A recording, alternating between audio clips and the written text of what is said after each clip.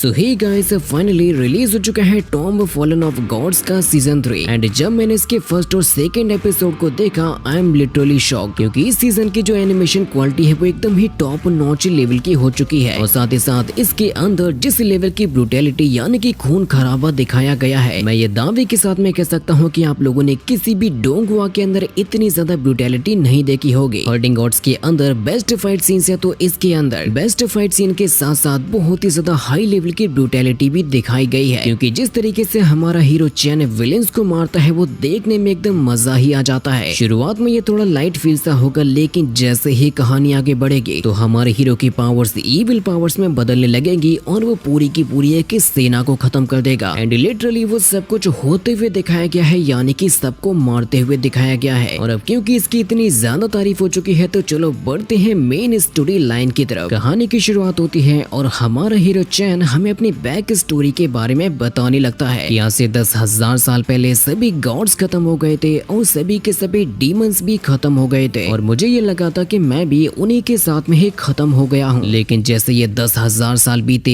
एक टॉम्ब के अंदर से मेरा नया जन्म हुआ। वो माउंटेन्स और रिवर्स आज भी इसी धरती पर ही थे, लेकिन मुझे अपने फ्रेंड से कहीं पर भी नजर नहीं आए। पहले के समय में मुझे डांटाई जुबान के द्वारा धोखा दिया गया था, जिसकी वजह से मेरा जो कल्टीवेशन है वो पूरी तरीके से ही खत्म हो चुका था और मैं जिससे प्यार करता था उसको शील कर दिया गया था 100 फ्लावर्स से वैली के अंदर। और इस नई जिंदगी में आने के बाद में डिवाइन डीमन के साथ में मर्ज हो गया और मैं उस सवाल के जवाब को ढूंढने के लिए निकल गया जिसको वहाँ से 10,000 साल पहले दबा दिया गया था। और सफर करते हुए मैं पहुंच चुका था ईस्टर्न चू किंगडम में, जहाँ पर मुझे वहाँ का गार्डियन स्कॉलर भी घोषित कर दिया गया था, जिसकी वजह से मुझे टारगेट बनाया गया ईस्टर्न चू एंड सेंट्रल स्पिरिट के द्वारा। लेकिन फॉर्चुनेटली वो पोजीशन फेल हो गया और मैं बच गया। लेकिन उस एल्डर ने मुझसे ये कहा था कि मुझे सिटी ऑफ फ्रीडम में जाना होगा, जहाँ पर शायद मुझे उन सवालों के जवाब मिल सकते हैं जिनको मैं जानना चाहता हूँ। जिसके बाद फिर मैंने शेनलान एकेडमी को ज्वाइन किया था, जहाँ पर मेरी मुलाकात होती है जुआन के वंशज से जो की होती है प्रिंसेस, और मैं यहाँ से फिर चला जाता हूँ 100 फ्लावर्स वैली में, जिस जगह पे उसकी लव लाइफ यूजिन को शील किया गया था, जहाँ पर उसने नया जन्म होते हुए देखा। और अब ये नई कहानी शुरू हो जाती है और हमें सबसे पहले नजारा दिखाया जाता है फ्लावर वैली का, जिस जगह पे हम लोग हमारे हीरो चैन को देख पाते हैं, जिसका हमें काफी शानदार लुक भी दिखाया जाता है और ये पता लगता है कि एनिमेशन क्वालिटी कितनी ज्यादा इम्प्रूव हो गई है। और वो यहाँ पर खड़ा हुआ होता है यूजिन की ग्रेव के सामने, जिन स्टोन्स के ऊपर यूजिन का नाम भी लिखा हुआ था, और चैन उसी के ऊपर अपना हाथ फेरने लगता है, जिसकी वजह से उसकी आंखों में आंसू आ जाते हैं उस लम्हे को याद करके कि किस तरीके से यूजिन ने उसके ही हाथों में अपना दम तोड़ा था। चैन इतना ज्यादा इमोशनल हो गया था कि उसके हाथ में जो छाता होता है वो भी यहाँ से उड़कर दूर चला जाता है और हमें वो 10,000 साल पहले का नजारा दिखाया जाता है, जहाँ पर चैन के हाथों में होती है यूजिन, लेकिन उसकी हालत बहुत ही ज्यादा खराब होती है। इसीलिए वो कहने लगती है कि चैन, तुम्हें तो मुझे ऐसा देखकर दुखी नहीं होना चाहिए, क्योंकि तुम्हें ये अच्छी तरीके से याद होगा कि पहले तुमने मुझसे क्या कहा था। तुमने मुझसे कहा था कि तुम यूजिन यानी कि मुझे जान से मारना चाहते हो। जो बातें सुन सुनकर चैन की तो और भी बुरी हालत हो रही थी। यूजिन कहती है कि अब देखो, मैं तुम्हारे दिल के सबसे करीब हूँ। मैंने अपने मास्टर को तो गवा दिया, लेकिन अब मैं तुम्हें किसी भी हाल में गवाना नहीं चाहती। इसका ज्यादा खून बहने की वजह से अब उसकी सांसें थमने लगती हैं और वो कहती है कि देखो चैन, यहाँ पर बारिश हो रही है और ये आसमान इतना ज्यादा डार्क कैसे हो गया, जिसकी हालत अब धीरे धीरे करके बिगड़ने लगती है। वो चैन से कहती है कि मेरे एक सवाल का जवाब दो, जब तुम बूढ़े हो जाओगे क्या तब भी तुम मुझे याद रखोगे? जहाँ पर फिर यूजिन ने चैन के हाथों में ही अपना दम तोड़ दिया था, जो आंसू अब प्रेजेंट टाइम में चैन की आंखों से भी निकल रहे थे। वो यूजिन का नाम बुलाते हुए उसको याद कर रहा था और बहुत ही ज्यादा दुखी भी हो रहा था, जिस मोमेंट पर अब उसको ऐसा लगता है जैसे कि छाते को लेकर वहाँ पर यूजिन आ गई हो, जिसे देखकर वो काफी ज्यादा खुश हो गया था। लेकिन ये तो वही छोटी सी बच्ची होती है जिसने यूजिन की जगह पे नया जन्म लिया था और चैन उसे ही यूजिन समझता है। इसीलिए वो कहने लगती है कि बिग ब्रदर, आपको इतना ज्यादा दुखी नहीं होना चाहिए। चैन कहता है कि ठीक है, मैं दुखी नहीं हूँ, अब मैं तुम्हारे लिए कुछ ढूंढ देता हूँ ताकि तुम कुछ खा सको। जिससे कि वो कहती है कि नहीं देखो, मैं अपने खाने के लिए खुद ही कुछ लेकर आई हूँ। चैन कहने लगता है कि कैसा होगा अगर मैं तुम्हें एक अच्छा सा नाम दे दूंगा। जिससे कि वो कहती है कि हाँ बिल्कुल, क्या आप मुझे यूजिन बुलाओगे? जिससे कि चैन कहता है कि आज से मैं तुम्हें बुलाऊंगा चैनजी। जो बात सुनकर चैनजी काफी खुश हो जाती है और कहती है कि अब तो मेरा भी एक नाम है। जिसको इतना ज्यादा खुश देखकर अब दोबारा से चैन की तो आंखें भर आती है, क्योंकि उसे सेम इसी तरीके से यूजिन भी मिली थी और उसको उसी की ही याद आ रही थी। चैन अपने मन में सोचता है कि ये कितनी ज्यादा सिमिलर है यूजिन से। क्या ऐसा हो सकता है कि ये यूजिन का ही रीइंकार्नेशन हो या फिर किसी डिवाइन पावर ने इसको बनाकर मेरे पास में भेजा है। चैन कहता है कि चैंसी, मैं तुम्हें खुश देखकर बहुत ही ज्यादा खुश हूँ। वो अपने मन में ये सोच रहा था कि क्या ये सभी चीजों का अंत है या फिर एक नई शुरुआत। जिसके बाद अब वो अपने हाथ में लिए हुए एक डिवाइन एग को वापस से फ्लावर के अंदर डाल देता है और कहता है कि ये हमारे डॉग के लिए रिकवरी करने के लिए एकदम सबसे अच्छी जगह है। मैं बाद में इसको लेने के लिए आऊंगा। तो चैंसी कहने लगती है कि बिग ब्रदर, अब हम लोग यहाँ से कहाँ पर जाने वाले हैं। तो चैन कहता है कि अब हम लोग यहाँ से कैपिटल सिटी में जाने वाले हैं, जहाँ पर तुम्हारी ही उम्र के तुम्हें काफी सारे बच्चे मिलेंगे जिनके साथ में तुम खेल भी पाओगे। जिससे कि चैंसी कहती है कि हाँ बिग ब्रदर, मुझे वहाँ पर बहुत ही ज्यादा मजा आएगा। चैन कहता है कि आज के बाद से मैं हमेशा ही तुम्हारे साथ में रहूंगा और मैं ये वादा करता हूँ कि मैं कभी भी किसी को तुम्हें हर्ट नहीं करने दूंगा। जिसके बाद फिर ये लोग यहाँ से कैपिटल सिटी में चले जाते हैं और ये किसको ही पता था कि आज ये कैपिटल सिटी किसी के खून से नहाने वाली है। वहीं से जाते हुए हम लोग एक बंदे को देख पाते हैं जिसकी काफी ज्यादा लंबी स्वॉर्ड थी और वो अपने साथी को ये बता रहा था कि बैटल में मैं आसानी के साथ में अपने दुश्मनों को मार पाता हूँ और यही स्वॉर्ड जब चैन के हाथों में आएगी तो वो कत्लेआम मचा देगा। जहाँ से चैंसी गुजरते हुए जाती है और चैन भी साथ में जा रहा था और चैंसी यहाँ पर अब काफी सारी नई नई चीजों को देखती है। इनको देखकर वो सरप्राइज हो रही थी, कुछ चीजों से डर भी रही थी, लेकिन फिर भी उसको यहाँ पर काफी ज्यादा मजा भी आ रहा था ये सब कुछ देखकर, जिसके लिए चैन भी खुश हो रहा था। और फिर तभी चैंसी पहुंच जाती है एक शुगर कैंडी वाले के पास में, जो कि काफी सारी ब्यूटीफुल सी शुगर पेंटिंग्स को रखे हुए होता है। तो चैन यहाँ पर चैंसी को एक ब्यूटीफुल सी बटरफ्लाई को खरीद कर दे देता है जो कि काफी ब्यूटीफुल थी। वो उससे कहता है कि अगर तुम इसको खाओगी तो ये तुम्हें स्वीट भी लगेगी, लेकिन चैंसी कहती है कि नहीं नहीं बिग ब्रदर, सबसे पहले तो आप इसको खाइए। जिससे चैन कहता है कि अब मैं तुम्हें कुछ नए कपड़े भी दिलाऊंगा और ये वो डिसीजन होता है जिसका खामियाजा ये पूरी की पूरी कैपिटल सिटी भुगतने वाली है। चैन काफी अच्छी दुकान पर पहुंच जाता है जिसके एल्डर ये कहने लगते हैं कि मिस्टर चैन, आपने अपनी बच्ची के लिए बहुत ही अच्छे कपड़े चुने, जिनको जब वो पहन के आती है तो वो एकदम ही प्रिंसेस के जैसे लगने लगती है। वो शॉपकीपर कहता है कि आपकी बच्ची तो एकदम ही प्रिंसेस लग रही है, लेकिन उसी मोमेंट पर कोई बाहर की तरफ से दरवाजे में लात मारता है और वहाँ पर खड़ी हुई थी चैंसी, जिसकी वजह से वो नीचे गिर जाती है और उसको चोट भी लग जाती है। चैन तुरंत ही उसको उठाता है और कहता है कि चैंसी, तुम्हें कहीं पर चोट तो नहीं आई। बाहर की तरफ जो बंदा खड़ा हुआ होता है उसका नाम होता है लिटिल मार्कस और वो शॉपकीपर से कहता है कि मैंने जो कपड़े ऑर्डर किए थे क्या तुमने उनको तैयार कर दिया। और मार्कस यहाँ पर अपनी बंदी और दो साथियों के साथ में आया हुआ था जो सारे के सारे ईवी लोग होते हैं। और चैन से कहती है कि बिग ब्रदर, मैं एकदम ही ठीक हूँ, लेकिन एक्चुअली में तो उसके घुटने में चोट आ गई थी जो कि दर्द भी हो रहा था, जिसकी वजह से चैन को गुस्सा आता है और वो मार्कस की तरफ देखने लगता है, जिससे कि मार्कस भी गुस्से के साथ में कहता है कि सुन बे, तुम मुझे क्या घूर रहा है। चैन कहता है कि अभी के अभी तुम माफी मांगोगे या फिर मैं तुम्हें मारूंगा। जो बात सुनकर मार्कस की गर्लफ्रेंड कहने लगती है कि सुनो यार, क्यों तुम बेकार में हमारे लॉर्ड के रास्ते का कांटा बन रहे हो, या फिर अगर तुम जीना नहीं चाहते तो बेशक हमसे टकरा सकते हो। जिनकी बातों को सुनकर चैन को और भी ज्यादा गुस्सा आ रहा था और लिटिल मार्कस ये कहने लगता है कि देखो बच्चे, मैं तुम्हें ये बता दूं कि मुझे जिससे माफी मांगनी पड़े ऐसा इस धरती पर कोई पैदा ही नहीं हुआ। मार्कस की गर्लफ्रेंड कहती है कि क्या तुम दोनों ही बच्चों को तुम्हारे माँ बाप ने नहीं सिखाया बड़ों से कैसे बात करते हैं। और मार्कस के दोनों ही साथी अब आगे आने लगे थे, जिनके ऊपर चैन जैसे गुस्सा दिखाने की कोशिश करता है तो चैन उसे रोक लेती है और ये कहने लगती है कि सीनियर्स, मुझे माफ कर दीजिए, शायद मैं ही थोड़ा सा केयरलेस हो गई थी जिससे कि मुझे ये चोट लग गई। और वो चैन से कहती है कि बिग ब्रदर, अब हम लोगों को यहाँ से चलना चाहिए। लेकिन ये मार्कस काफी ज्यादा एरोगेंट होता है क्योंकि उसका ईगो जो हर्ट हो चुका था, इसीलिए वो अपनी बंदी को धक्का देते हुए चैन से कहता है कि मैं तुम्हें इतनी आसानी के साथ में तो नहीं जाने दूंगा। इस वजह से चैन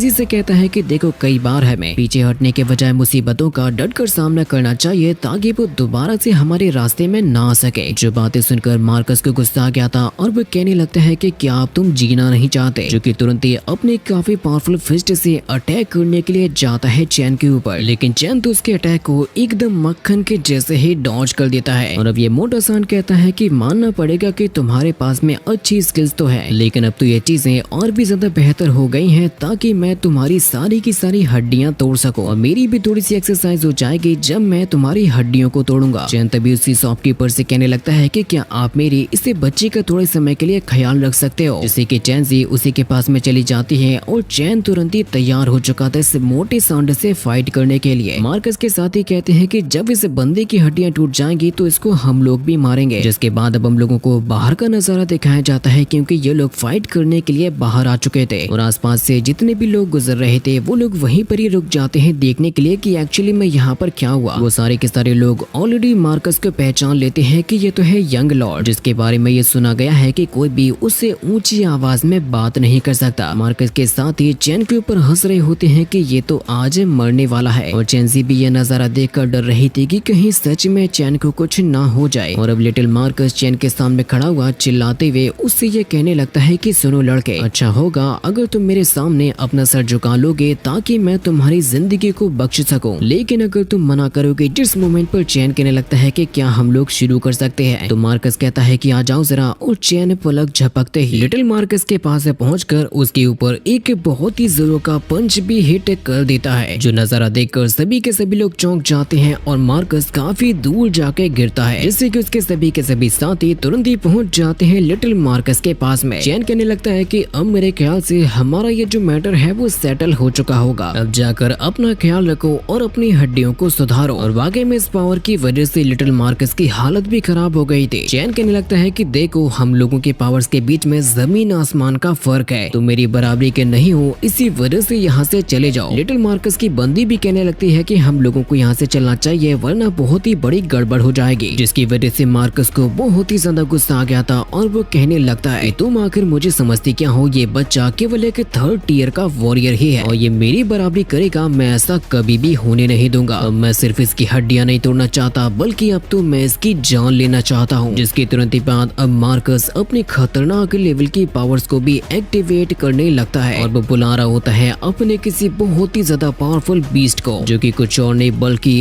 एक्चुअली में होता है काफी ज्यादा खतरनाक ड्रैगन, जिसको देखकर यहाँ पर मौजूद सभी के सभी लोग डरने लगते हैं कि अब पता नहीं क्या होगा, क्योंकि ये ड्रैगन इस किंगडम का one of the greatest creature माना जाता है, जिससे आज तक कोई भी पंगा नहीं ले सका और वो भी इसी कैपिटल सिटी के अंदर एंट्री मारने वाला था चैन का मुकाबला करने के लिए, जिसकी वजह से सभी लोग डर रहे होते हैं। और जैसे ये ड्रैगन अब आ जाता है मार्कस के सामने, तो फिर वो हंसते हुए चैन से ये कहने लग जाता है कि आज मैं तुम्हारे टुकड़े टुकड़े कर दूंगा और अपने इस ड्रैगन को खिला दूंगा जो कि काफी समय से भूखा था। और वाकई में उस ड्रैगन की रोर के अंदर इतनी ज्यादा शक्ति होती है कि वो तो आसपास की चीजों को भी उड़ाकर फेंक देता है और चैन को भी इसकी ताकत का अंदाजा हो गया था। तभी फिर मार्कस चैन से ये कहने लग जाता है कि अब मैं तुम्हें इस बात को अच्छे तरीके से सिखाऊंगा कि किसी ड्रैगन नाइट का किसी कल्टीवेटर के पास में होने का मतलब क्या होता है, कि मैं कल्टीवेटर्स के बीच में one of the strongest cultivator हूँ। और इस ड्रैगन नाइट का पावर लेवल वाकई में काफी ज्यादा खतरनाक था। लेकिन तभी फिर चैन यहाँ पर मौजूद सिविलियंस के बारे में सोचने लगता है। वो कहता है कि अगर मैं इस जगह पे फाइट करूंगा तो डेफिनेटली मेरी और इस ड्रैगन की फाइट की वजह से मासूम लोगों की जान खतरे में पड़ जाएगी। चैंसी तो अभी भी उसी शॉपकीपर के पास में होती है, इसी वजह से चैन कहने लगता है कि चलो बकवास बंद करो, हम लोग ये जो सामने वाला प्लाजा है वहाँ पर फाइट करेंगे। जिसके लिए अब उसने तुरंत ही अपनी खतरनाक लेवल की स्वॉर्ड को भी उठा लिया था फाइट करने के लिए। अब वो तुरंत ही जंप लगाते हुए प्लाजा की तरफ जाने लगता है, जिसकी वजह से मार्कस इस ड्रैगन के ऊपर बैठकर तुरंत ही प्लाजा की तरफ ही जाने लगता है। इस फाइट को देखने वाले दर्शक भी उसी तरफ ही पहुंच जाते हैं जहां पर चैंसी भी पहुंच चुकी थी, क्योंकि अब इस जगह पे एक बहुत ही ज्यादा खतरनाक और डेडली फाइट होने वाली है। उस ड्रैगन के यहाँ पर एंट्री करते ही चैन तुरंत ही अपनी स्वॉर्ड को लेकर उसके ऊपर हमला करने के लिए जाने लगता है, जिसकी रॉर के अंदर ही बहुत ही ज्यादा शक्ति होती है, जिससे कि काफी बड़े बड़े रॉक चैन के ऊपर हिट होने के लिए जाने लगते हैं। लेकिन चैन के पास में भी उसके खतरनाक लेवल की स्वॉर्ड थी, जिससे कि वो एक ही स्लैश के साथ में चट्टानों के टुकड़े टुकड़े कर दिया था। जहाँ पर अब तुरंत ही वो ड्रैगन भी पहुंच जाता है और चैन को अपने मुंह में ले लेता है उसको खाने के लिए। लेकिन चैन अपने आप को बचाते हुए और उसके मुंह पर अपनी स्वॉर्ड से अटैक करते हुए नीचे आ जाता है, और ऐसा होने की वजह से वो ड्रैगन तुरंत ही अपनी फायर का यूज करने लग जाता है चैन को जान से मारने के लिए। जिनकी फाइट बढ़ती जा रही थी और तुरंत ही चैन ने अपनी स्वॉर्ड की मदद से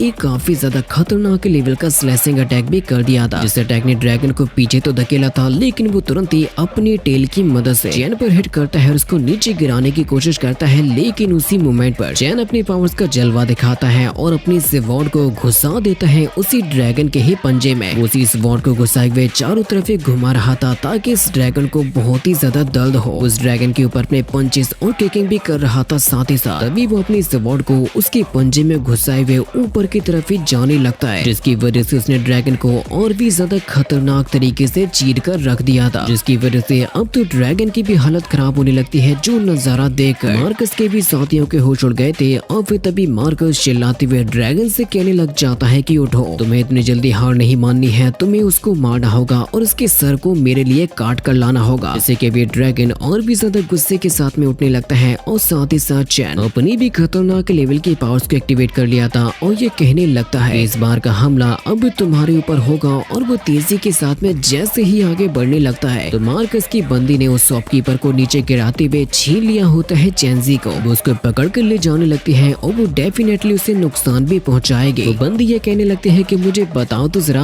आखिर ये क्यूट सी बच्ची किसकी है, अगर कोई इसको बचाना चाहता है तो उसे मेरी बातों को मानना पड़ेगा। जिससे कि मजबूरन चैन को हमला करने से रुकना पड़ता है और वो देखने लगता है चैंजी को और वो चिल्लाते हुए कहता है कि चैंजी को छोड़ दो, उसका इससे कुछ भी नहीं लेना देना। वो बंदी चैन का मजाक उड़ाते हुए कहने लगती है कि अरे नहीं, तुमने तो मुझे डरा दिया। लेकिन वो ये नहीं जानती कि ये बंदा उसे कितनी बुरी मौत मारेगा। चैन अब जैसे ही चैंजी को बचाने के लिए आगे बढ़ने लगता है तो वो बंदी चैंजी के गले पर ब्लेड को रखते हुए कहती है कि अगर आगे बढ़ने की कोशिश की तो उसको मैं यहीं पर ही मार दूंगी। वो कहती है कि रुक जाओ जरा और चिंता मत करो, मैं इस बच्ची का अच्छे तरीके से ख्याल रखूंगी। लेकिन अगर तुमने यहाँ पर चालबाजी दिखाने की कोशिश की तो मुझसे मत कहना कि मैंने इस बच्ची को मार दिया। जिसकी वजह से चैन को गुस्सा आ रहा था, लेकिन फिर उसी मोमेंट पर मार्कस आ जाता है अपनी स्वॉर्ड को लेकर, जो कि तुरंत ही अपनी स्वॉर्ड की मदद से चैन के ऊपर हमला करने लगता है। लेकिन चैन जैसे उसका मुकाबला करता है तो वो बंदी चैंजी को उसकी गर्दन से पकड़कर उठा लेती है, जिसकी सांस नहीं निकल रही थी और मार्कस लगातार ही हमले पर हमले करते जा रहा था। जिन दोनों की ही फाइट अब और भी ज्यादा खतरनाक होती जा रही थी क्योंकि मार्कस लगातार ही हमले पर हमले कर रहा था और वो ये कह रहा था कि अब तुम्हें पता चलेगा कि असली ताकत कहते किसको है, और जो एटीट्यूड तुम मुझे दिखा रहे थे अब जरा दोबारा से दिखाओ क्योंकि तुम्हारी हालत बहुत ही बुरी होने वाली है। लेकिन इस फाइट में चैन का जो पूरा का पूरा ध्यान था वो असल में जा रहा था चैंजी की तरफ, क्योंकि उस बंदी ने चैंजी को गले से पकड़कर उठाया हुआ था, जिसकी वजह से उसकी जान भी जा सकती है। मार्कस ने चैन के ऊपर एक काफी खतरनाक हमला करते हुए उसको पीछे भी धकेल दिया था। वो बंदी चैंजी के गले को तो दबा ही रही थी, साथ ही साथ वो उसको चोटी भी काटने लगती है और कहने लगती है कि तुम तो वाकई में काफी दमदार बच्ची हो। उसको और भी ज्यादा दर्द देने लगती है, जिसकी वजह से तो चैंजी रोते हुए चिल्लाने लगती है। और दूसरी तरफ चैन फाइट में फंसा हुआ था और वो चाह कर भी कुछ भी नहीं कर पा रहा था। वो मुकाबला तो कर रहा था लेकिन उसकी हालत और भी ज्यादा खराब होने लगी थी। इसीलिए वो तेजी के साथ में सबसे पहले चैंजी को बचाने के लिए आगे बढ़ने लगता है। इस मोमेंट पर अब तभी अचानक से उसके सामने आ जाता है वो ड्रैगन, जिसके ऊपर मार्कस आता है और वो दोबारा से फाइट करने के लिए तैयार हो चुका था चैन के साथ में। बंदी तभी मार्कस से कहती है कि ये लड़का हमारे लिए फ्यूचर में डेफिनेटली बड़ी प्रॉब्लम क्रिएट करेगा, इसीलिए हम लोगों को आज से किसी भी हालत में यहीं पर ही जान से मारना होगा। मुझे ऐसा लगता है कि ये जो छोटी सी बच्ची है वो उसकी सबसे बड़ी कमजोरी है, क्योंकि ये बंदा इसे बच्ची को बचाने के लिए कुछ भी कर सकता है। ऐसा होगा अगर हम लोग इसे ही जान से मार देंगे तो। जिसने अब तुरंत यहाँ से चैंजी को उठाकर ही फेंक दिया था, जो कि नीचे गिरने वाली थी, लेकिन मार्कस के दूसरे साथी ने उसे पहले ही पकड़ लिया था। यानी कि ये लोग चैंजी को एक गेंद समझकर उसके साथ में खेलने लग जाते हैं। और ये बंदा भी यहाँ से चैंजी को फेंकते हुए अपने साथी से कहता है कि जरा ठीक से पकड़ना। वो बंदा चैंजी को पकड़ते हुए कहता है कि अरे मैंने तो कैच कर लिया, और ये भी उसको फेंक देता है। यहाँ से वहाँ पर उछलने और गिरने की वजह से अब चैंजी भी लटपटाने लगती है, जिसको जैसे ही चैन ने देखा था तो उसका गुस्सा तो और भी ज्यादा बढ़ चुका था, जिसकी वजह से अब वो तेजी के साथ में उसे बचाने के लिए भी भागने लगता है। लेकिन अभी भी वो ड्रैगन चैन को आगे नहीं बढ़ने दे रहा था, उसको यहाँ से जाने नहीं दे रहा था। वो ड्रैगन अब तो चैन के ऊपर अपनी फायर की मदद से भी अटैक करने लगता है ताकि वो चाहकर भी कुछ भी ना कर सके। जहाँ पर अब तो चैन को बहुत ही ज्यादा गुस्सा आ गया था और इस बार वो अटैक करने वाला होता है थंडर स्ट्राइक से। वो चिल्लाते हुए कहता है कि गंदे राक्षस मेरे रास्ते से हट जाओ। लेकिन जब चैन अटैक करने के लिए जा ही रहा था तो उसी मोमेंट पर मार्कस के साथी ने चैंजी को उठाकर फेंक दिया था और चैन से कहा था कि अगर हिम्मत है तो अब इसको बचा लो। और अटैक करते हुए डिस्ट्रैक्शन होने की वजह से वो ड्रैगन अपनी टेल की मदद से चैन के ऊपर इतना ज्यादा खतरनाक अटैक करता है कि वो सीधा ही जाके जमीन से टकरा जाता है, लेकिन चैंजी की आवाज उसको उठा देती है। इसीलिए वो दोबारा से अटैक करने के लिए जाने लगता है और जो बंदा चैंजी को पकड़ने वाला था वो कहता है कि चलो देखता हूँ कि मैं बंद आंखों से उसे पकड़ पाता हूँ या फिर नहीं। वो ड्रैगन अभी भी लगातार अपनी फायर की मदद से चैन पर हमला कर रहा था, जिससे वो अपने आप को बचाते हुए भाग रहा था और चैंजी को पकड़ने के लिए पहुंच ही चुका था। चैन फाइनली चैंजी तक पहुंच ही जाता है उसको पकड़ने के लिए, लेकिन तभी वो ड्रैगन वहां पर पहुंच जाता है और दोबारा से अपने टेल की मदद से चैन पर बहुत ही जोरों का हमला करता है, जो कि जमीन को फाड़ते हुए काफी दूर जाके गिरा था और साथ ही साथ अब तो उसकी बॉडी भी काफी बुरी तरीके से इंजर्ड भी हो गई थी और वो बंदा जो कि चेंजी को पकड़ने वाला था वो नीचे गिर जाता है, जिसकी वजह से मार्कस की गर्लफ्रेंड चेंजी को हाथ से ही पकड़कर उठा लेती है। चेन से कहती है कि जरा देखो तो हम लोग तुम्हारी बच्ची का कितना अच्छे तरीके से ख्याल रख रहे हैं। जिस मोमेंट पर अब चेन के सामने वो ड्रैगन आ जाता है जिसके सिर पर मार्कस बैठा हुआ था। मार्कस कहता है कि देखो सर अपने आप को, तुम तो एकदम भिखारियों के जैसे नजर आ रहे हो। और वाकई में चेन की हालत काफी ज्यादा खराब हो गई थी जिसकी वजह से उसको ब्लीडिंग भी होने लगी थी, जिसके ऊपर मार्कस हंस रहा था और वो ये कहने लगता है कि अब उस बच्ची को मेरे पास में फेंक दो। तो बंदी कहती है कि मेरे लॉर्ड जरा अच्छे तरीके से उसको पकड़ना। वाकई में उसने चेंजी को घुमाकर फेंक दिया था जिससे कि मार्कस चेंजी को कैच तो करता है लेकिन वो उसके सिर को पकड़ लेता है जैसे कि वो उसे क्रश करने वाला हो। मार्कस हंसते हुए कहता है कि तुम्हारी ये छोटी छोटी टंगड़ियां कितनी ज्यादा स्वादिष्ट होंगी। अगर मैं तुम्हारी टांगों को काट कर और हाथों को काट कर अपने ड्रैगन को खिला दूंगा तो कैसा रहेगा। जिसकी बातों को सुनकर चेन को गुस्सा आ रहा था और वो उठने भी लगता है। मार्कस कहता है कि कहीं ऐसा ना हो कि तुम मेरे ड्रैगन के केवल दांतों में ही फंसी रह जाओ। जिस मोमेंट पर अब तभी चैन उठते हुए ये कहने लगता है कि मुझे फर्क नहीं पड़ता कि तुम लोग कौन हो और कौन सी फैमिली से या कौन से बैकग्राउंड से आते हो, मुझे कुछ भी फर्क नहीं पड़ता। लेकिन अब मैं इस बात की कसम खाता हूँ कि तुम में से एक भी आज यहाँ से जिंदा बच के तो नहीं जाएगा। जिसकी बातों को सुनकर मार्कस और उसके साथी हंस रहे थे कि आखिर ये टूटी हड्डियों वाला बंदा उनका क्या ही उखाड़ लेगा। जिसकी वजह से अब तो उसका गुस्सा और भी ज्यादा बढ़ने लगता है कि तुम सभी के सभी मेरे ही हाथों से मरोगे। जिसकी वजह से वो बंदी ये कहने लग जाती है कि हम तीनों के तीनों हाई लेवल के वॉरियर्स हैं और अगर लॉर्ड मार्कस की ताकत को भी मिला दे तो तुम चुटकी बजाते ही खत्म हो जाओगे। जिसकी वजह से अब चेन अपनी खतरनाक लेवल की पावर्स को एक्टिवेट करते हुए कहने लगता है कि तुम लोग अब मरने वाले हो, जो कि वाकई में अब यहाँ पर अपनी डेडली पावर्स को एक्टिवेट करने लगा था। जिस पावर के साथ में अब वो तुरंत ही बिजली की रफ्तार से आगे बढ़ने लगता है मार्कस की तरफ। यहाँ पर अब वो तुरंत ही समन कर चुका था अपने काफी ज्यादा पावरफुल स्लैशिंग अटैक को, जो कि डेफिनेटली इतना ज्यादा पावरफुल अटैक होता है कि वो मार्कस को खत्म कर सकता था। लेकिन अब मार्कस चेन से कहने लग जाता है कि जरा संभाल के हमला करना, क्योंकि तुम्हारा जो अटैक है वो इसे बच्ची से आकर टकराएगा। जिसे देखकर चेन ने अपने अटैक की डायरेक्शन बदल दी थी, जो कि टकराता है एक ही बिल्डिंग से, जिसने उस बिल्डिंग को एक ही झटके के साथ में तबाह भी कर दिया था। और मार्कस अपने स्लैशिंग अटैक से चेन को बहुत ही बुरी तरीके से इंजर्ड करते हुए नीचे गिरा देता है, जिसे चेन से केवल चिल्लाते ही रह जाती है। लेकिन अभी भी चेन हार मानने वाला नहीं था, इसीलिए मार्कस कहता है कि क्या तुम अभी भी मुझसे फाइट करना चाहते हो, जो कि उसी ड्रैगन को उड़ाकर और चेंजी को लेकर आसमान में चला जाता है। मार्कस चिल्लाते हुए कहता है कि अगर तुमने दोबारा से मेरे अटैक को डॉज किया तो मैं इस बच्चे के सिर को कुचल के रख दूंगा। चलो अब देखते हैं कि आखिर तुम क्या करने वाले हो मेरे अटैक के सामने। इसका ड्रैगन अपनी पावर्स को बढ़ाते हुए अब सीधा ही टकराने के लिए जा रहा था चेन से, और चेन अब तो चाहकर भी उसके द्वारा किए जाने वाले हमले को नहीं रोक पाएगा। उसकी बॉडी से खून निकल रहा था, फिर भी वो कहता है कि अब मैं तुम्हारे हमले का सामना नहीं करूंगा, जिसकी वजह से उसने अपनी स्वॉर्ड को भी डाल दिया था। और मार्कस चेंजी को पकड़े हुए बहुत ही जोरों के साथ में हंसते हुए ड्रैगन के ऊपर बैठा हुआ ड्रैगन के पंजे की मदद से चैन को नीचे घसीटते हुए उसको कुचलते हुए आगे ले जाता है। यहाँ तक कि वो ड्रैगन तो उसे उठाकर जमीन से मार देता है, जिससे कि धरती भी फट जाती है। आसपास के सिविलियंस भी वहाँ पर खड़े नहीं रह पाते इस सिंगल अटैक की वजह से। चेंजी की आंखों से आंसुओं की धारा बह रही थी, लेकिन आखिर वो क्या ही कर सकती है। उसे इस बात का बुरा लग रहा था कि ये सब कुछ उसी की वजह से हुआ, और जो चैन होता है उसी ड्रैगन के पैरों के नीचे दबा हुआ था। वो अब चाहकर भी कुछ भी नहीं कर पाएगा, वो इनका मुकाबला भी नहीं करेगा, वरना ये लोग चेंजी को मार देंगे। मार्कस हंसते हुए अब कहने लगता है कि मैं तुम्हें इतना ज्यादा टॉर्चर करूंगा जब तक कि तुम मर नहीं जाते। तुम्हारी आखिर हिम्मत भी कैसे हुई थी मेरा मुकाबला करने की, मुझसे फाइट करने की, जो कि अब चैन को दबा रहा था और उसके कल्टीवेशन को भी डिस्ट्रॉय कर रहा था। जिस पर मार्कस और उसके तीनों ही साथी हंस रहे थे कि देखो इसकी कैसी हालत हो गई है। और वाकई में चैन इस सिचुएशन में इतना ज्यादा लाचार हो चुका था कि उसे कुछ भी समझ में नहीं आ रहा था कि आखिर वो क्या करे। अब तो चैन की भी सांसें थमने लगती हैं और वो अपने आप से एक सवाल पूछता है कि क्या यही अंत है। जिसके बाद फिर हमें चैन के ही स्पिरिचुअल वर्ल्ड को दिखाया जाता है, जहाँ पर वो बहुत ही ज्यादा लाचार फील कर रहा था। जिसकी इविल पर्सनैलिटी जो कि हमेशा उसके साथ में रहता है, वो तभी उससे कहने लग जाता है कि देखो तो तुम दोबारा से वैसे ही सिचुएशन में फंस गए हो। मुझे ये बताओ जरा कि लास्ट टाइम तुम्हें कब इतना ज्यादा पावरलेस फील हुआ था, कब तुम्हें ऐसा लगा था कि तुम्हें अपने को बचाना है लेकिन तुम वहाँ पर कुछ भी नहीं कर पाए थे। जैसे कि चैन को वो मोमेंट याद आने लगता है जब यूजिन उसके हाथों में थी और वो चाहकर भी यूजिन को बचा नहीं पाया था, और आज सेम वैसे ही सिचुएशन आ चुकी है। यूजिन ने रीइंकार्नेशन किया और उसके भी रूप की जान अब खतरे में आ गई है। इविल पर्सनैलिटी चैन से कहती है कि हाँ तुमने एकदम सही कहा, उस वक्त भी यूजिन की जान तुम्हारी ही वजह से गई थी। अगर उस वक्त तुम यूजिन को अपने साथ में नहीं लाए होते तो उसकी तो जान नहीं जाती, यानी कि यूजिन की जो जान है वो तुम्हारी वजह से गई थी। और आज तुम उसी तरीके से अगर चैंसी को 100 फ्लावर वैली से बाहर निकाल कर नहीं लाते तो ऐसा कुछ भी नहीं होता और उसकी जान जाने की नौबत भी नहीं आती। तुम हमेशा ऐसा करते हो, जो कोई भी तुम्हें सबसे प्यारा होता है तुम्हारी ही वजह से उनकी जान खतरे में आती है, फिर चाहे वो यूजिन हो फिर चाहे वो चैंसी हो। और ये चैन के ऊपर बहुत ही जोरों से हंस रहा था कि तुम सच में कुछ भी नहीं कर सकते, तुम लाचार हो। वो कहता है कि अगर तुमने शुरुआत में ही उन लोगों को मार दिया होता तो वो कभी भी चैंसी को पकड़ नहीं पाते और उसकी ऐसी हालत भी नहीं होती। सुनो जरा, आज से 10,000 साल पहले तुम भी ये जानते हो कि तुम्हारी वजह से यूजिन मारी गई थी। अब क्या तुम मुझे ये बताओगे कि 10,000 साल बाद क्या तुम्हारी ही वजह से अब चैंसी की भी जान जाएगी? जो चीजें अब चैन के दिमाग में चलने लगती है कि नहीं, मैं ऐसा नहीं होने दूंगा। यूजिन के साथ में जो हुआ, लेकिन अब मैं चैंसी को नहीं मरने दूंगा। इसीलिए वो कहता है कि उठो चैनान, अपने कल्टीवेशन को रिवर्स करो और ऐसा करने की वजह से तुम्हारी जो ग्रेटफुल पावर्स है वो वापस आ जाएंगे। और ऐसा करने की वजह से अब चैन की जंजीरें टूट जाती हैं और इसकी ईविल पावर से वापस आने लगती है। यानी कि अब ये बंदा मौत के साथ में खेलेगा और जो भी उसके सामने आएगा उसको मौत के घाट उतार देगा। जिसकी बॉडी के ऊपर नए लेवल की इंचेंटिंग हो गई थी और वो ये कहने लगता है कि इस बार मैं अपने चाहने वालों में से किसी को भी मेरी वजह से नहीं मरने दूंगा। लेकिन अब साथ ही साथ बहुत ही ज्यादा मात्रा में सेना भी इसी तरह बड़ी चली आ रही थी। जिन लोगों के साथ में जिस लेवल की फाइट होने वाली है वैसा किसी ने भी देखा नहीं होगा। यहाँ पर उस ड्रैगन ने चैन को दबा के रखा हुआ था जिसकी हालत खराब हो रही थी केवल उन लोगों के हिसाब से, लेकिन एक्चुअली में तो चैन की बॉडी में कुछ और ही हो रहा था। जिसके ऊपर अब जैसे ही ध्यान देता है मार्कस तो उसे समझ आ जाता है कि अब जरूर से कुछ न कुछ तो होने वाला है। और चैन अपना एक डायलॉग मारता है कि मेरी बच्ची को छोड़ दो। चैन की बॉडी के अंदर इतनी ज्यादा खतरनाक लेवल की पावर्स को एक्टिवेट होता हुआ देखकर मार्कस के भी होश उड़ जाते हैं कि आखिर ये बंदा क्या कर रहा है। लेकिन अब जैसे ही चैन की बॉडी के अंदर ये पावर्स एक्टिवेट होती है तो वो ड्रैगन भी उसके ऊपर अपने पैर को रख नहीं पाता। और आसपास यहाँ पर जितने भी लोग खड़े हुए होते हैं उन सभी की भी हालत खराब हो जाती है ये नजारा देखने में, क्योंकि इतनी ज्यादा हाई लेवल की ईविल एनर्जी निकलती है कि वो लोग उसको देख भी नहीं पाते। जिसकी वजह से मार्कस अपने ड्रैगन के साथ में उड़ने लगता है, लेकिन जो चैन है वो फुल रफ्तार के साथ में जाता है और मार्कस के हाथ को काटते हुए चैंसी को बचाते हुए अपने हाथों में ले लेता है। और उसने अपनी स्वॉर्ड को ड्रैगन के अंदर घुसा दिया था जिसका एक हॉर्न कट के चैन के हाथों में आ जाता है, जिसका वो काफी ज्यादा खतरनाक तरीके से यूज करने वाला था। क्योंकि चैन अब उसी ड्रैगन के ऊपर चलते हुए जाने लग जाता है मार्कस की तरफ। मार्कस चिल्लाते हुए ये कह रहा था कि मेरा हाथ कट गया, मुझे बचाओ। लेकिन अब चैन जैसे ही मार्कस के पीछे पहुंच जाता है तो उसे इस बात का एहसास हो जाता है कि उसकी मौत आ चुकी है और चैन की भी आंखें खून खून हो चुकी थी, यानी कि उसके सिर पर खून सवार था। और वो उसी हॉर्न को मार्कस के सिर में घुसाकर उसको घुमाने लगता है, जिसे वो दबाते हुए पूरी तरीके से उसके सिर में ही डाल दिया था, जिससे कि मार्कस के सिर से खून की धार लग जाती है और उसकी मौत हो जाती है। अब उस ड्रैगन से सीधा ही नीचे जाकर जमीन से टकरा जाता है। जो नजारा देखकर मार्कस के जो साथी होते हैं उनकी तो रूह कांप जाती है कि आखिर उन्होंने ये क्या देख लिया। चैन जिस ड्रैगन के ऊपर बैठा हुआ था उसने भी जैसे ही मार्कस की मौत देखी थी तो वो भी अब गुस्से में आकर यहाँ से वहाँ उड़ने लगता है चैन को मारने के लिए, उसको नीचे गिराने के लिए। चैंसी जैसे ही नीचे गिरने वाली थी तो चैन ने अपनी स्वॉर्ड को पकड़ते हुए चैंसी को भी पकड़ लिया था। और अब ये ड्रैगन तेजी के साथ में ऊपर की तरफ जाने लगता है और नीचे की तरफ काफी ज्यादा संख्या में सेना आ चुकी थी, जो लोग आए हैं इस कैपिटल सिटी में हो चुकी इतनी बड़ी जंग को रोकने के लिए, क्योंकि इन लोगों को अपनी आंखों के सामने केवल और केवल तबाही ही नजर आ रही थी। और साथ ही साथ सेना का जनरल भी आया हुआ था। और वहीं सिविलियंस के बीच में से निकलते हुए हमें लॉन्गबू नाम की बंदी को भी दिखाया जाता है, जो कि चैन को पहचान लेती है और ये कहती है कि आखिर ये बंदा यहाँ पर क्या कर रहा है। वहीं पर जो कुछ और लड़कियां होती हैं वो कहने लगती हैं कि आखिर ये बंदा कौन सी एकेडमी से आया होगा, जो कि अकेले ही फ्लाइंग ड्रैगन के साथ में जाके भिड़ गया है और उसको मारने की भी कोशिश कर रहा है। जिसको देखते हुए एक लड़की कहने लगती है कि शायद मैं इसको पहले कहीं पर देख चुकी हूँ, बस मुझे याद नहीं आ रहा कि मैंने इसको कहाँ पर देखा था। तभी फिर हम लोग आसमान में लटके हुए दिखाया जाता है चैन को, जो ड्रैगन यहाँ से वहाँ पर उड़ रहा था और चैन को नीचे गिराने की कोशिश कर रहा था। जिसकी वजह से चैन कहता है कि अगर तुम अभी के अभी नहीं रुके तो मैं तुम्हें चीर फाड़ के मार दूंगा। लेकिन वो ड्रैगन इतनी आसानी के साथ में मारने वाला नहीं था, वो तो लगातार ही यहाँ से वहाँ पर घूमे जा रहा था। चैन कहता कहता है कि या तो नीचे चलो वरना मैं तुम्हें मार दूंगा, लेकिन वो ड्रैगन तो उसको और भी ज्यादा ऊंचाई में ले जाता है, जहाँ पर अब मौका पाते ही चैन उसकी बॉडी से तुरंत ही अपने स्वॉर्ड को निकालता है और एक ऐसी किक हिट करता है जिससे कि वो स्वॉर्ड ड्रैगन की गर्दन को चीरते हुए आर के पार निकल जाती है। जो ड्रैगन थोड़ा सा चिल्लाता है और उसकी भी मौत हो जाती है। चैन भी उसी ड्रैगन के साथ में ही नीचे गिरने लगता है, जो कि उसको पकड़ लेता है ताकि चैन को कोई चोट ना आए। और जिस मोमेंट पर ये ड्रैगन जमीन से टकराया था तो चारों तरफ तो धूल ही धूल उड़ जाती है। सभी लोगों को ये लग रहा था कि इस ड्रैगन के ऊपर जो बंदा मौजूद था वो भी इसी में ही मारा गया होगा, लेकिन चैन तो उसी ड्रैगन के ऊपर ही खड़ा हुआ था, जिसको देखकर सभी लोग चौंक जाते हैं कि ये बंदा तो अभी भी जिंदा है, जो कि मरा नहीं है। आखिर ऐसा कैसे हो सकता है, इसे तो अभी तक मर जाना चाहिए था। यहाँ तक कि वह बच्चे यानी कि चैन जी भी जिंदा थे, जिसको बचाने के चक्कर में ही ये सारा का सारा मसला शुरू हुआ था। और अब चैन यहाँ से सीधा ही बढ़ने लग जाता है उस बंदी की तरफ जिसने चैन जी को बहुत ही ज्यादा परेशान किया था। लेकिन ये जो सेना होती है वो भी चैन को ही रोकने के लिए यहाँ पर आई थी। वो जनरल चैन को देख रहे थे कि आखिर इसने ये क्या कर दिया। जिस मोमेंट पर अब चैन उस बंदे की सपोर्ट को ले लेता है, जो कि हमें स्टार्टिंग में दिखाया गया था, जो काफी ज्यादा लंबी होती है, और वो उसी को ही लेकर अब बढ़ने लग जाता है उस बंदी की तरफ, जो कि यहाँ वहाँ होने लगती है। उसे समझ नहीं आ रहा था कि अब आखिर वो अपनी जान बचाए तो बचाए कैसे। वो एक सिपाही के पास से उसकी स्वॉर्ड को निकाल लेती है और चैन से कहती है कि मेरे करीब मत आना, लेकिन वो भी इस बात को जानती थी कि वो चैन का मुकाबला नहीं कर पाएगी। और अब चैन तेजी के साथ में जाकर सबसे पहले उसके हाथ को काट कर अलग कर देता है। और जब वो यहाँ से भागने की कोशिश करने लगती है तो चैन अपनी स्वॉर्ड को उसके सिर में घुसाकर उसे उठाकर ही पटक देता है और उसकी जान ले लेता है। इस लेवल की ब्रूटैलिटी को देखकर यहाँ पर सभी लोग शॉक हो जाते हैं कि ये बंदा तो पागल हो चुका है। वो जो बाकी के दो बंदे बचे हुए थे वो कहने लगते हैं फौज से कि आखिर तुम लोग खड़े क्यों हो, जल्दी से जाओ और इसको जान से मार दो, क्योंकि इसने हमारे यंग लॉर्ड मार्कस को जान से मार दिया। उसका दूसरा साथी कहता है कि अगर ये यहाँ से बच के निकल गया तो तुम में से हम लोग किसी को भी नहीं छोड़ेंगे, जिसकी वजह से अब जनरल आगे आते हैं और अपनी फौज से कहने लगते हैं कि तुम लोग तैयार हो जाओ, क्योंकि अब हम लोगों को ही इस हथियारे को पकड़ना होगा। जिनको देखकर चैन कहता है कि अच्छा होगा अगर तुम लोग मेरे रास्ते से हट जाओगे। जिसके आगे की बहुत ही ज्यादा ब्रूटल लेवल की फाइट को देखने के लिए जल्दी से चैनल को सब्सक्राइब भी कर दो।